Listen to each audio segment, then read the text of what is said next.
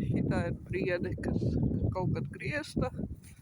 Acīm redzot, kāds pofigā ņēmis griezis pofigā un nav nogriezis pareizi. Un šitādu var griezt. Viņš sadīs jaunas pumpurs ar zaļo skuju.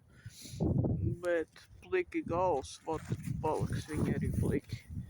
Šitā ir sakopta, apgriezta. Viņa drīzāk jāskatās un jāvērtē pēc gada, jo viņa sakopos pavisam savādāk. Tā ir parasta lauku priede. Nekas īpaši. Šitā arī sagriezta, daudz maz piegriezta un izveidota. Vērtēt varēs to tikai pēc gada. Šitā arī nedaudz piegriezta. Domāju, ka galotnes mums vajadzēs nogriezt. Tāda viņa ir pirmais griezums, neko tur neizdarīs. Šitai pat uz kāni vākī, pat uz stumbras sametušies, arī smuki.